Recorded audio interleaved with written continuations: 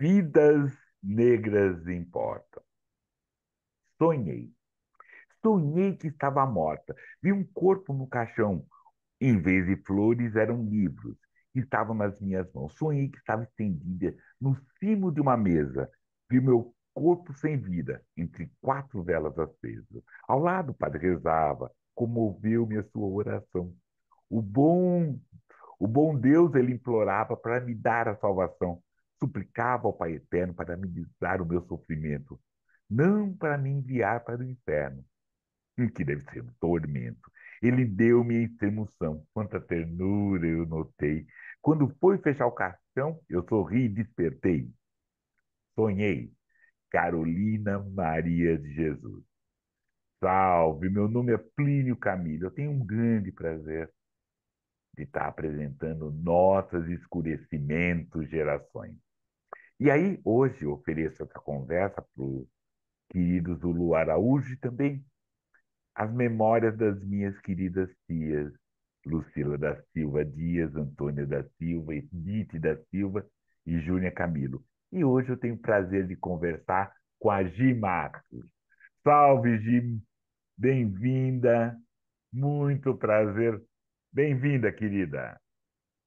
Boa noite, Plínio. Obrigado pelo convite. Estou bem feliz de estar aqui hoje com você e com quem estiver acompanhando a gente. Então, Gi, por Eu, favor, se apresente.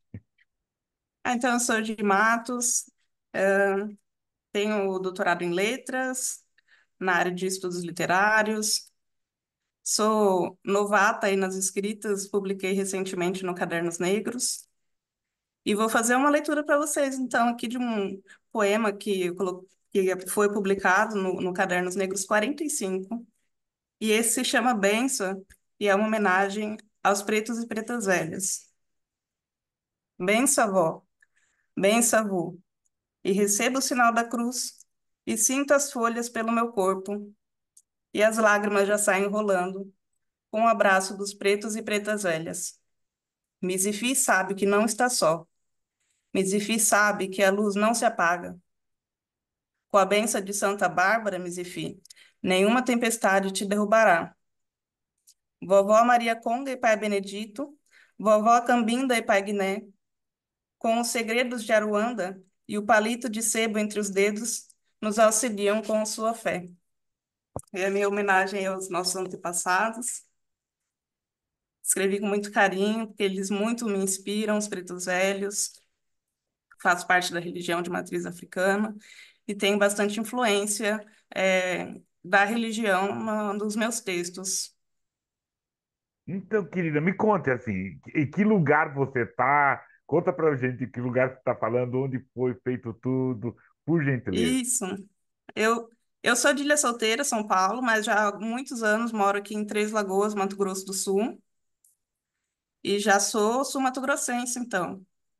E daí, eu sou bibliotecária também há mais de 10 anos aqui no Instituto Federal, no Mato Grosso do Sul. Sou bibliotecária, sou professora universitária também, na área de biblioteconomia e letras. E aí eu venho trabalhando também como revisora textual. E aí, quando vem inspiração, eu escrevo, porque eu não sou aquela pessoa que tem uma rotina de escrita, sabe? Ah, eu tenho uma rotina que toda quarta-feira eu vou sentar e vou escrever das 7 às 9. Não funciona comigo. Preciso de ter uma luz, uma inspiração repentina, e aí eu escrevo. E o que Desde adolescente, eu escrevo algumas coisas. Mudou um pouco, né? Minha escrita na adolescência era mais triste, aquela coisa assim de adolescente, né? Todos os seus percalços de adolescentes. E aí, quando eu fui crescendo, eu fui evoluindo as questões a serem trabalhadas na minha escrita e acabei voltando mais para a questão religiosa mesmo. então é isso que te inspira, essa questão religiosa que está Me te inspira inspirando? muito. Eu sou Hum, filha de Oxum, Oba! é, e eu me sinto muito a necessidade de estar sempre agradecendo a eles pela minha vida, pela vida dos meus entes, da minha família, da minha filha querida de 6 aninhos. Parabéns. E aí escrevo, sempre agradecendo muito. Querida, legal isso, esse trabalho da biblioteca. E como é essa biblioteca com a literatura negra? Ela está chegando? Não está chegando? Como que ela é, né? Muito legal essa pergunta, porque há um ano, mais ou menos, eu fiz um projeto aqui na biblioteca chamado Ler Mulheres Negras. E aí tinha encontros mensais, eu preciso voltar na ativa esse projeto, né? Por Mas favor. tivemos ele e os adolescentes do ensino médio, que aqui é uma instituição que tem ensino médio e curso superior, né? Instituto Federal. E aí, na maioria, são alunos do ensino médio, mas também tinham do superior que se interessavam. E nós fizemos leituras mensais, de contos, assim, leituras rápidas, né? Para facilitar, porque eu penso que se eu desse um livro inteiro, um adolescente não ia querer ler.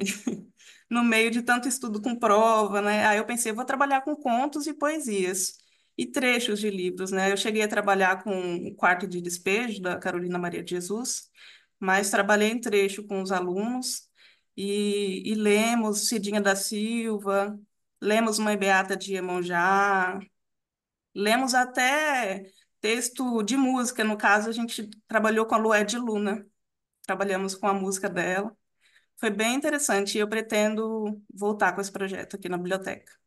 Legal. E é necessário lermos, principalmente nesses tempos de falar, lermos mulheres escritoras pretas, escritores pretos, né? Dessa literatura preta que ela é importante, né?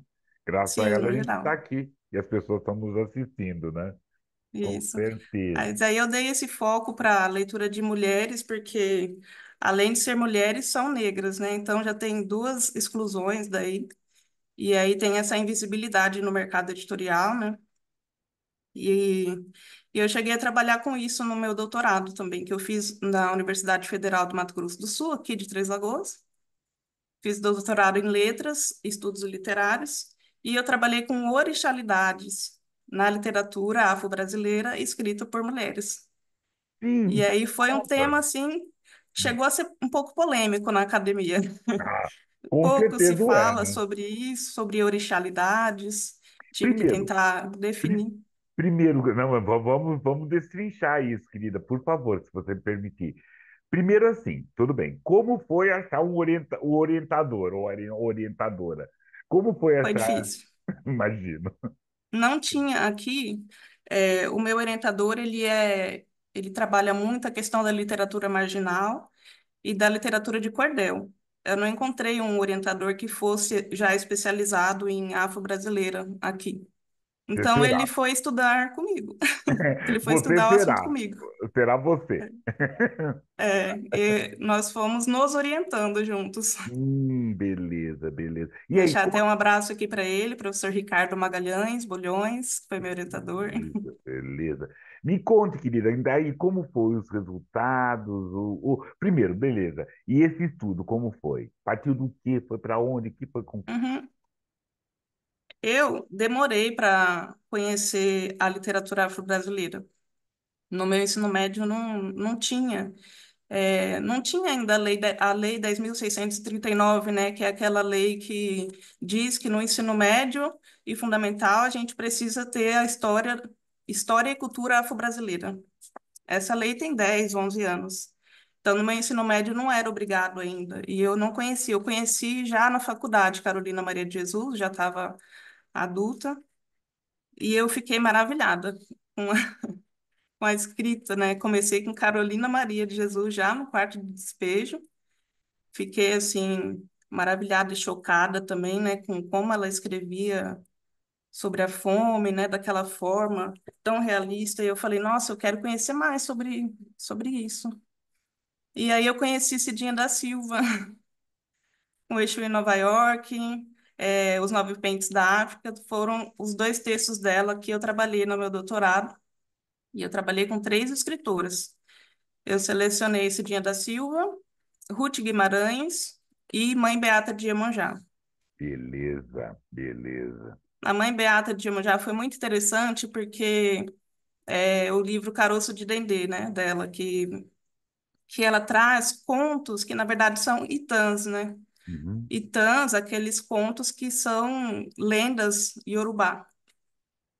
E aí Imagina você trazer isso para a escola, porque se fala muito de religião, muito de orixá, e os alunos ficaram super curiosos, querendo entender aquilo. Foi muito interessante E quando eu trabalhei com os alunos. brilhante essa escolha, porque, querida, você escolheu escritoras importantes, com conteúdo, e infelizmente ainda mais invisibilizadas. Se tem uma dificuldade de conhecer Carolina, Conceição, Evaristo, sem imaginar que não é questão de patamar, é questão de mais conhecimento.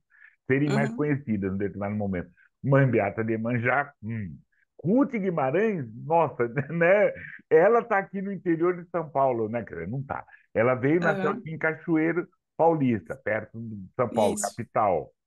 Escreveu os livros, né? O Água Funda, escrito dela, é uma coisa que é sim. interessante, se permitir falar. O Água Funda lançou no mesmo ano que lançou o Grande Sertão Veredas e outros livros. E que, nossa, não leem, não conhecem, não falam É. desse livro. Não falam. Ela E faz ela uma.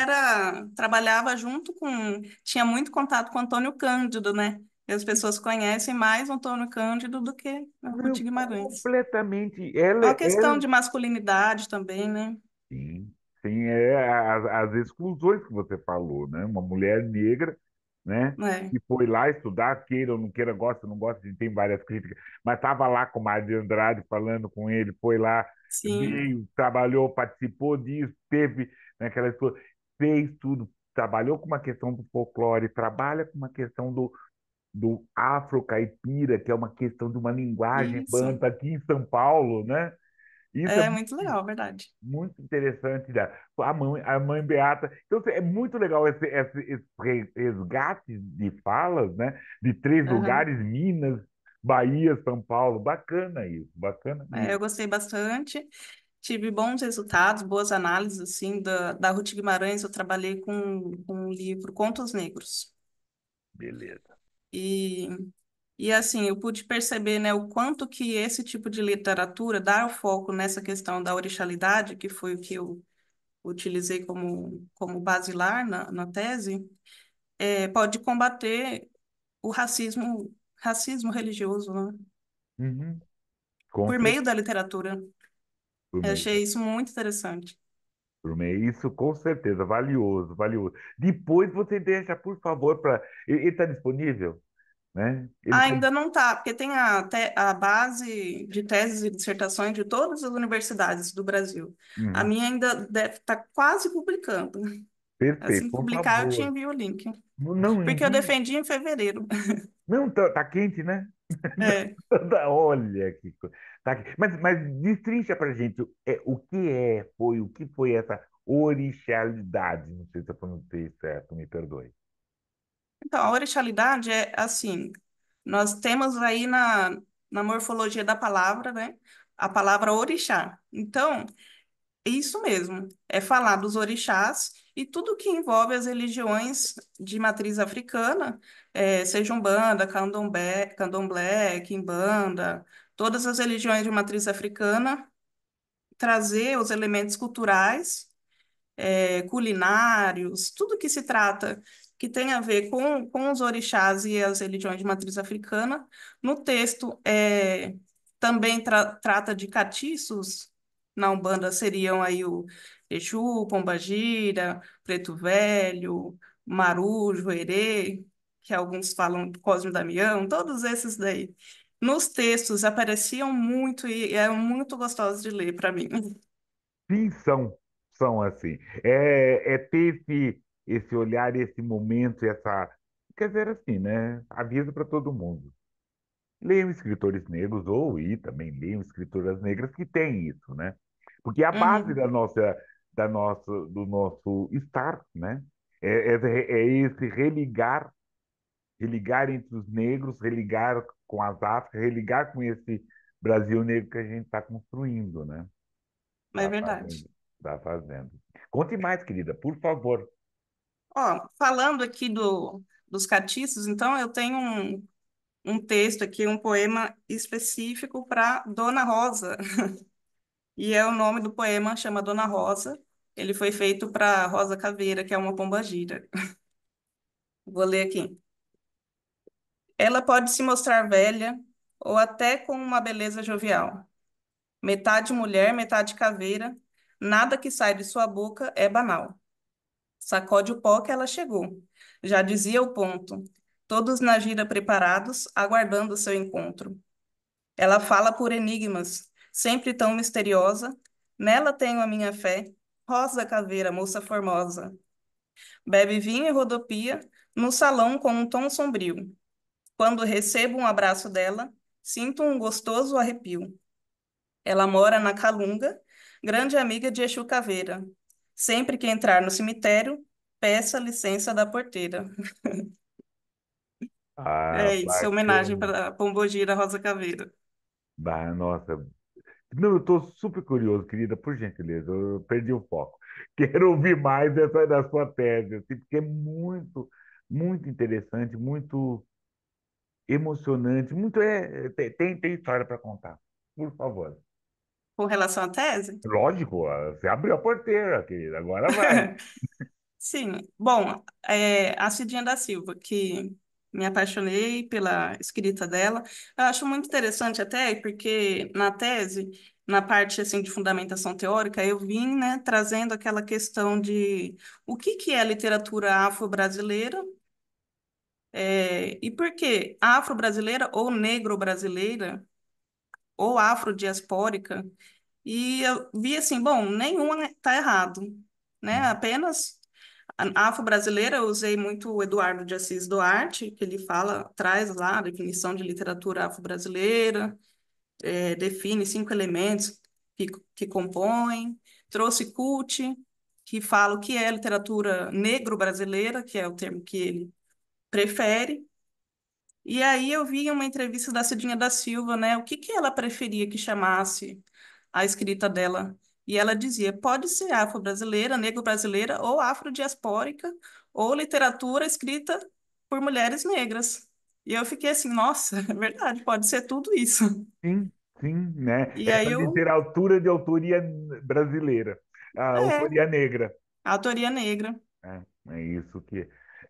Porque o que eu tenho conversado sobre isso, eu prefiro literatura negro-brasileira, perfeito. Uhum, Mas é uma questão de princípio meu, né? sim, Mas por exemplo, para defender a literatura negro-brasileira, eu uso como base o professor Eduardo, né? Porque entendo. são aspectos, a autoria, toda aquela questão que estão. É, os aspectos, Os né? aspectos são ele fundamenta essa literatura de autoria brasileira, autoria negra, perdão, negro-brasileira. Sim, Mas é interessante isso, né? Porque essa literatura ela é nova, se a gente for pensar.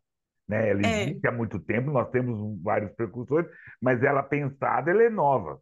100 anos ainda, está É, chegando a diz que 100. foi ali com Maria Firmino, né?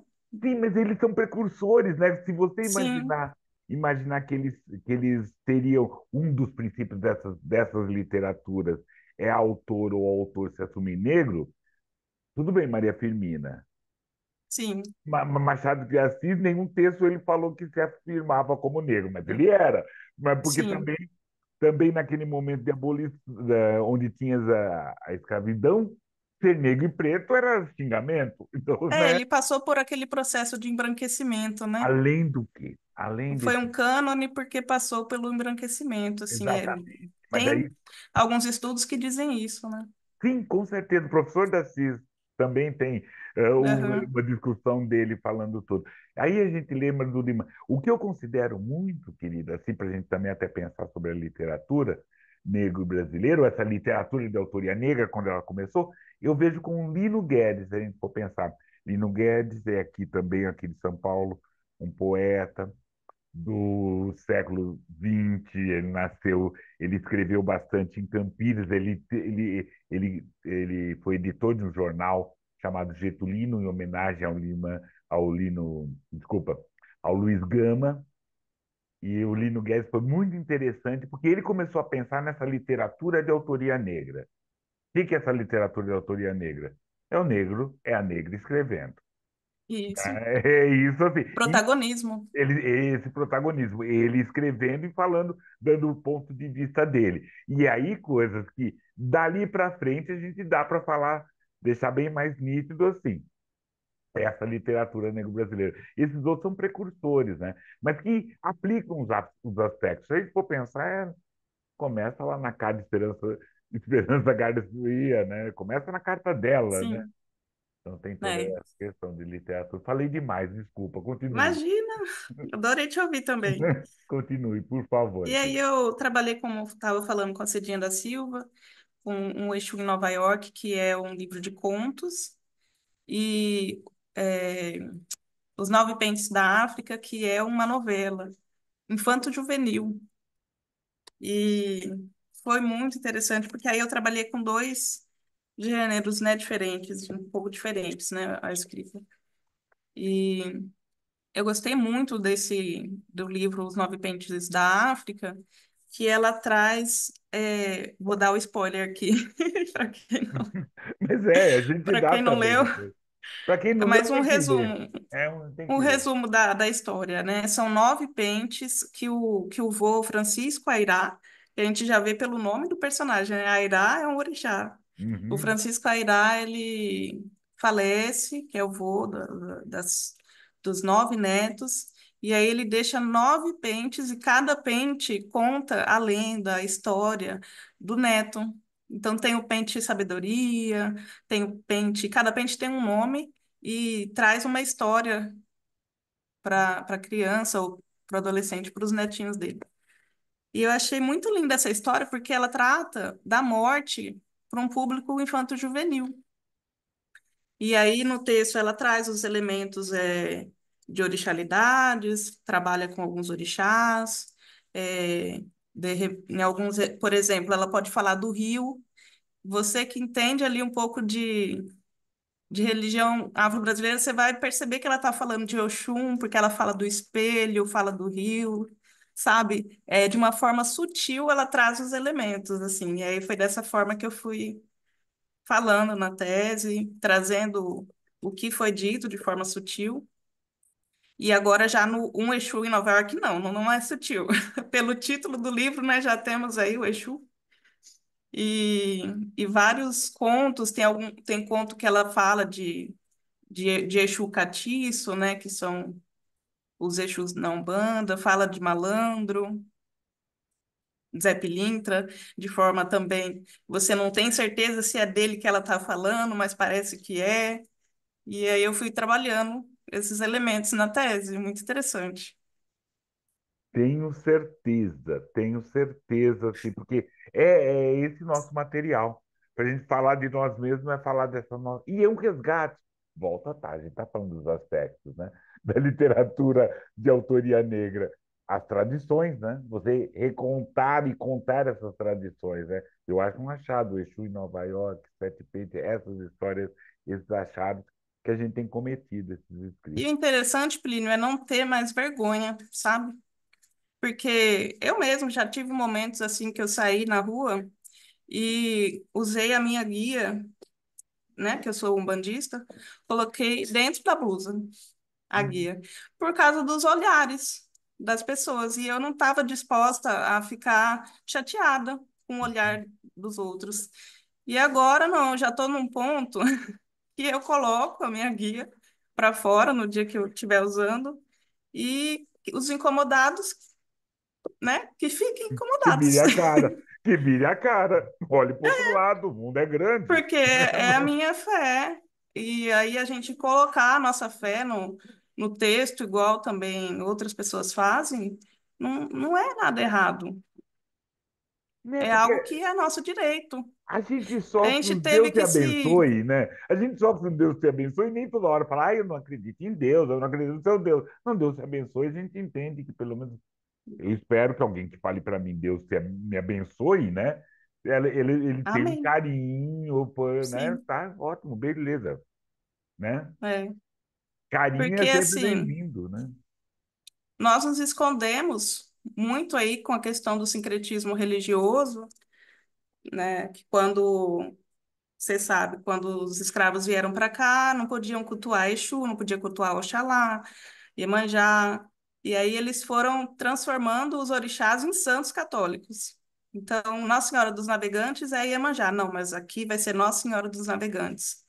São Jorge é Ogum, mas vamos falar que é São Jorge para a gente poder continuar cultuando Ogum. E eles fizeram isso de forma muito inteligente, mas também uma situação muito triste de ter que se esconder, de ter esse apagamento, que hoje a gente não precisa mais. Não estamos mais naquela época. Então, nós podemos nos mostrar aí na vida, na literatura, como nós somos. Mas esse empretejar, esse escurecer os nossos orixás também é um trabalho, porque, nossa, Iemanjá É, negra, né? Porque, né? Como Iemanjá não era negra, né? Porque ela tá com aquela história lá. Não, ele é São Jorge, mas aqui é São tal, São isso. É um outro trabalho, né? É um outro é trabalho. É um outro trabalho. outro trabalho, assim. Querida, eu vou pedir duas gentilezas suas. Uma primeira que você declame mais alguma coisa, se você Sim, tiver, por favor. E aí eu vou pedir uma licença para a gente fazer um griot também, chamar os tá mais velhos. bom. Por favor. Aqui no Cadernos Negros 45 foram três poemas. Eu vou ler o meu terceiro, que é uma homenagem à minha mãe de santo, Verônica de Oyá. E o nome do poema é o nome dela, Verônica de Oyá mesmo. Veja só que clichê. Ela é brisa leve, mas às vezes tempestade. E além disso, quando ela se doa a alguém, vai muito além da metade. Ela é conhecedora da Santa Ervaria, sabe bem recomendar chás e banhos. Reconhece como sua ancestral faria e não espera em troca nenhum ganho. Ela é de Oiá com Ogum. Nada difícil de vencer batalhas. E ainda sempre engrandece todas as irmãs que se foram nas fornalhas. Em homenagem para minha mãe, a bênção, Motumbá. Beleza, querida. E é isso, né? A gente é um Sim, intervalo, a gente vai estar voltando para conversar com a Gi, né? Ela contar essas histórias. E é essa o que eu peço para todas e todos assim no canal façam perguntas, né? O que provocou? Onde eu acho essa tese? Tem outras, porque é isso que é também a literatura negra. Deixe seus comentários, por gentileza. E hoje a gente vai começar, né, nesse momento griot, também falar de alguém que tem trabalhado com essa literatura negra, literatura africana, já teve aqui no programa, é a Madu Costa. Maria do Carmo Ferreira da Costa, nasceu em Belo Horizonte em 2 de março, filha de Judite Ferreira da Costa e Eugênio Caetano da Costa. Fez pedagogia na Universidade Federal de Minas, concluiu a pós-graduação na PUC Minas e, desde pequena, e ela afirma que ela sempre gostou de escrever. Ela participa do coral, de um coral que canta, cantamos na língua urubá. Ela leciona arte, lecionou, né, na rede municipal de Belo Horizonte, mas através da literatura, Madu busca incentivar não só a leitura, né, de crianças, mas também ela trata dessa afro-brasilidade, esse resgatar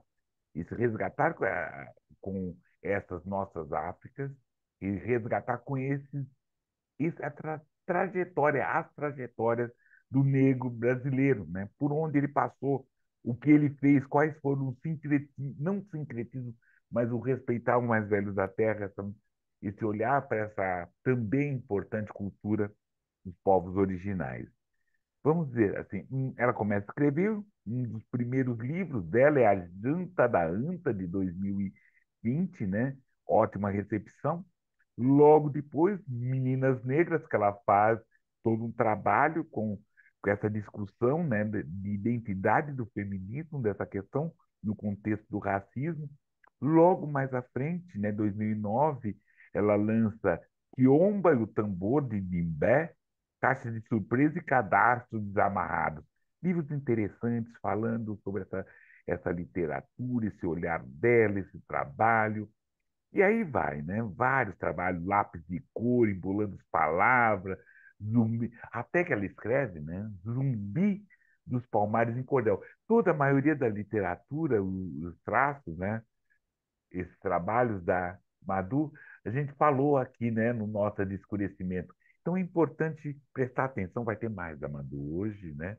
Mas é Madu Costa, todo esse trabalho importante dessa literatura negro-brasileira, dessa literatura de autoria preta, né, que Madu faz.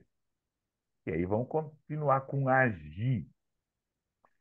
Continuar. Gi, vai continuar falando de você, mas seu nome é Gi Matos, é isso, né? Ou é É, seu nome meu apelido artístico? Gi Matos sempre foi Gi, mas meu nome é Gislaine Imaculada de Matos Silva. Imaculada é Imaculada ótimo. é o nome da minha avó. Olha que é ótimo, Imaculada. Eu Eu gosto muito. adoro, agora, mas quando eu era criança eu não gostava muito, mas eu demorei para entender o peso de se carregar o nome da avó, de como isso é simbólico, né, ancestral. E aí, hoje eu tenho orgulho de ser Imaculada, Com mas eu sou conhecida como Gi Matos. Com certeza, né? Essa questão dos nomes é recuperar, né? Eu tenho meu nome, eu faço esse meu nome, mas esse meu nome eu trago de outros, né? Espero que É, outros levem, né? E é também esse elo dessa ancestralidade nossa, assim. Beleza. E esse verdade. trabalho, esses seus trabalhos na universidade, como estão? O que que você está imaginando? E principalmente seu trabalho na escrita. Então, aqui no Instituto Federal também tem uma coisa muito interessante que é o NEAB. O NEAB, ele existe em todos os institutos federais espalhados pelo Brasil. O que é o NEAB? O NEAB é o Núcleo de Estudos Afro-Brasileiros e Indígenas. E eu estou como coordenadora aqui no campus no momento desse núcleo. E aí o que nós fazemos? Nós fazemos a Semana da Consciência Indígena, fazemos em novembro a Semana da Consciência Negra, mas não para por aí. Tem também, agora, esse ano que o Lula decretou, né, em março, um dia para as religiões de matriz africana, então também é lembrado no calendário escolar. E a gente trabalha com a questão das cotas raciais, questão de bancas de heteroidentificação para o aluno que se inscreveu pela cota racial, negro, indígena ou quilombola, né, trabalhamos com essas questões. E aí eu estou com essa coordenação aí trabalhando. No momento estamos aqui organizando uma Semana da Consciência Indígena, que era para ter sido em abril, mas tivemos greve nas instituições federais, voltou agora, vai ser agora em agosto. E como tem sido essa questão das cotas? Desculpa, eu estou muito de especular, porque é interessante, a gente de fora que não está, eu não fui, né?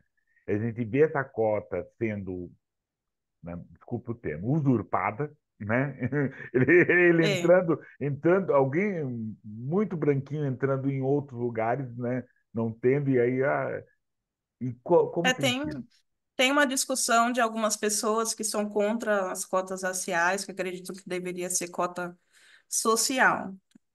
Mas a cota racial, no meu ponto de vista, ela é mais do que necessária, porque quem são os mais pobres? Uhum. São, é a população negra. E aqui, no Mato Grosso do Sul, nós temos a questão indígena também, que é atendida pela questão da cota. Então, assim, eu acho que é uma luta que tem que ser mantida para continuar a ter esse direito, porque tem uma bancada, né, na questão política que pode fazer com que a gente perca se não continuarmos lutando, Sim, infelizmente. sim. E é louco isso, porque qualquer vento, qualquer voto mal dado em cima de alguma coisa, você corre de se É, perder a vida. E esses últimos, né, 3 anos, 4 anos antes, o retrocesso de 27 anos que a gente teve, no mínimo, assim, de 2 ou 3 a gente teve. Eu estou falando aqui um cidadão que está fora do eixo federal, né? Sofro no meu uhum, eixo estadual também, sofri mais diretamente. Imagino você, né? Dessas mudanças que teve tudo isso. Então, é terrível mesmo. eu estive no estado de São Paulo, eu fiz a faculdade de Biblioteconomia na Unesp de Marília, e eu fiz mestrado em Ciência da Informação também em Marília. Hum. Então, eu sou aí do interior de São Paulo, e estou há alguns anos já, desde 2012 que eu estou aqui no É, Mato Grosso do Sul. mas a gente teve, né? A gente teve uma continuidade, mas esses últimos, o governador mais recente, a gente está caminhando rapidamente a passos largos para um retrocesso. Aí no estado de São Paulo está Não, bem complicado. um Sinto retrocesso. muito. Não é, mas é. é um ônus dessa democracia, foi um voto da maioria, é um ônus isso, né? É, A maioria votou, entendesse isso, né? E foi isso, tá, mas voltamos, na minha opinião, um retrocesso que não tem ganho, não sei quem está se sentindo ganhando, né, com isso tudo. é Beleza, verdade. vamos lá, né? Querida, pedi uma licença para você, né? Tranquilo, fica à Ah, vontade. fazer uma licença, né? Relembrar de pedir a todos e todas assim, assine o canal, por favor, né? É importante esse estar, né? A presença de todos. E aí vamos fazer isso um pouco que a Gi nos ensina que é importante, né? Esse uso, né? Nossa estante preta. E aí vamos falar de alguém que a Gi já chamou, né? Mas é a poesia de Carolina Maria de Jesus por Amanda Crispim Ferreira da Malê Editora. É muito interessante. E é isso. As escritas, a poesia dela, que estão em todos esses escritos dela, inclusive Quarto de Despejo, com todo esse olhar, né?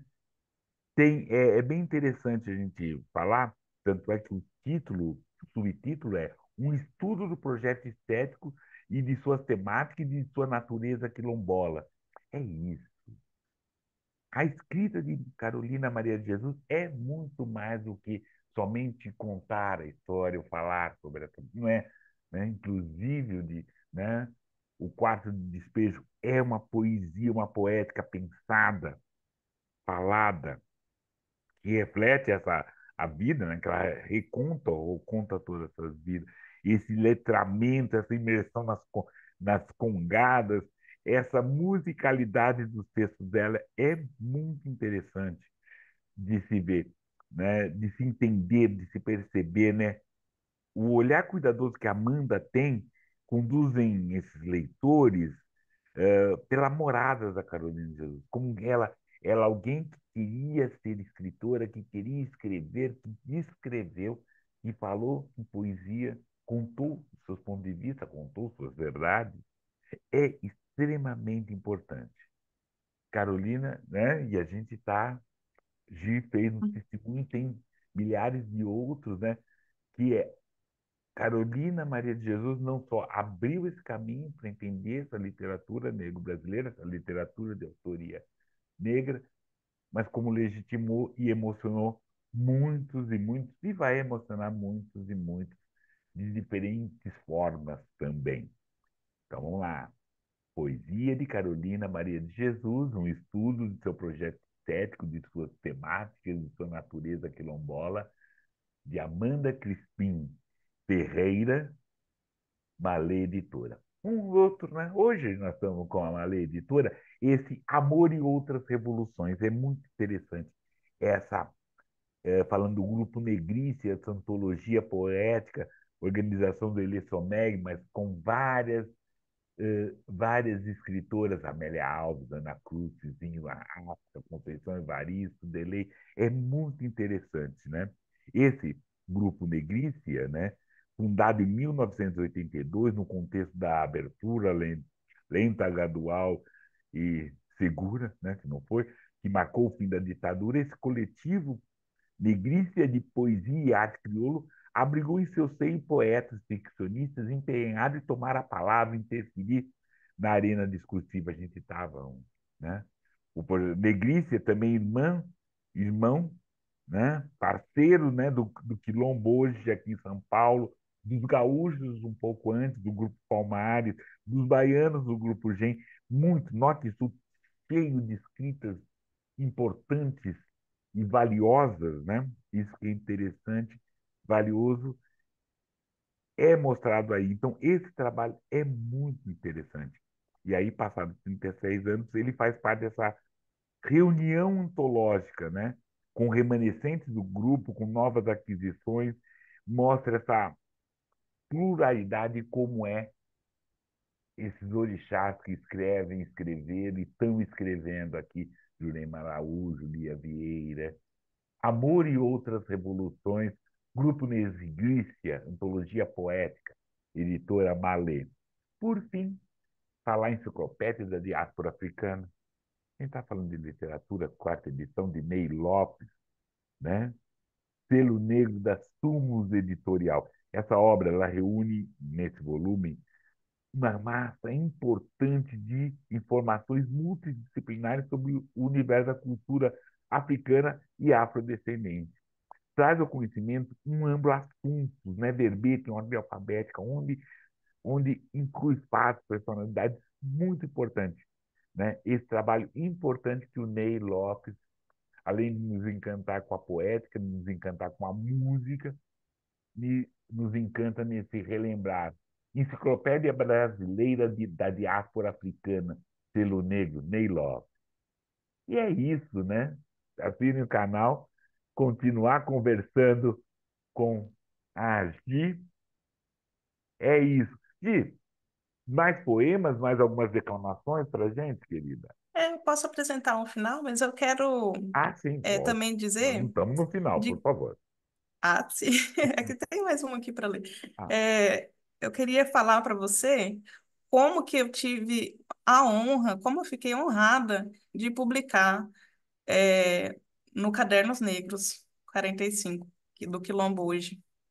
E assim, quando eu recebi o contato, eu fiquei assim, nossa, não acreditava. Eu participei do processo seletivo, a seleção das poesias, é um processo lá que. Isso! vejam, vejam, vejam aqui, Então, ó. e aí eu fui no lançamento em abril, foi eu e minha filha, Tainá. Nós fomos para São Paulo, aqui saímos aqui do Mato Grosso do Sul, fomos lá. E aí eu fiquei assim extasiada, eu sou muito tímida. E aí eu tive que ir lá no palco fazer a leitura e eu tremia toda, nossa, mas foi muito legal assim a experiência, porque eu estava no palco junto com a Esmeralda Ribeiro. Admiro demais. Vi Kuti, abracei Kuti, nunca tinha visto pessoalmente, Márcio Barbosa, e até Kabengele Munanga estava na plateia. Simples assim. Tantas pessoas assim que para mim são cânones da literatura afro-brasileira, e eu tô junto no livro com eles, assim, então, amigos, né, como Leandro e Luana Passos, o Leandro trabalhou aqui comigo, era professor. E eu fiquei muito feliz de publicar no Cadernos Negros 45. Não, Espero que eu publique nos próximos, andando em boa companhia. Andando, né? eu vinha andando em boa companhia, assim. Cadernos Negros, né? Volume 45. Também, Isso. né? Isso que a gente falou, junto com todo esse trabalho que o Grupo Negrite em vários lugares do Cadernos Negros, dando essa chance dessa literatura negro-brasileira importante. É. Bom, vou fazer uma leitura aqui de um que se chama A Partida. Por favor. Ela trabalhava, cuidava dos outros e dava bom dia. Criança arrumada, comida na mesa, louça na pia. Vela acesa, fé inviolável, que ainda sentia. O livro não lido, o violão encostado, o filme não visto, nada mais a divertia. Tudo intencionado, foi indo embora aos poucos e ninguém percebia. A partida. Esse Exa- já é triste. Esse já é triste. Esse já é triste.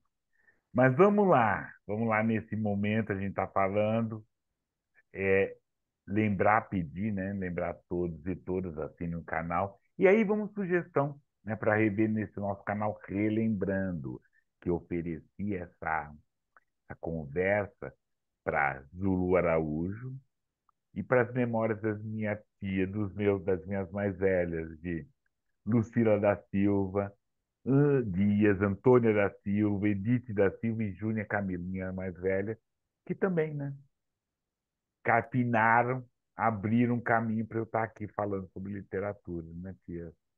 Obrigado. Justo. Né? Então, sugestão aqui para, né, Nota de Escurecimento Mandu Costa. Vamos lá. E é isso, né, querida? Nossa, muito interessante, muito gostoso, né? Falar Obrigada, que, Plínio. falar que eu sabia que ia ser tão gostosa a nosso encontro? Sabia. Por isso eu te Ah, que convidei. bom.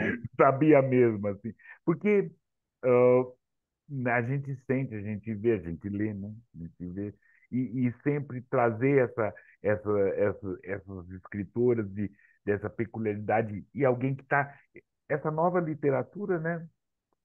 E a menina está fazendo, está escrevendo, está aí fazendo, estudando, né? Deixando essa literatura forte para as novas gerações, né? E trazer sua filha foi também uma coisa que, não sei se para ela, mas para nós é muito legal, porque a gente pode ver, ó, as crianças estão nos vendo, né? Isso é muito legal. Ela é uma pequena leitora. Não, muito legal, muito legal. Eu agradeço muito, querida, agradeço Eu que mesmo. agradeço o convite. Muito obrigada, Plínio. Beleza. Você tem aquela última ainda para reclamar? Ah, foi essa. Ah, então repete essa, vamos lá. Dá assim Então para tá. fazer um fechamento, por favor, aqui. Então vamos lá. A partida, ela trabalhava, cuidava dos outros e dava bom dia. Criança arrumada, comida na mesa, louça na pia. Vela acesa, fé inviolável que ainda sentia. O livro não lido, violão encostado, filme não visto, nada mais a divertia. Tudo intencionado, foi indo embora aos poucos, ninguém percebia. A partida. E muito obrigado, querida. Obrigada, Plínio. Agradeço.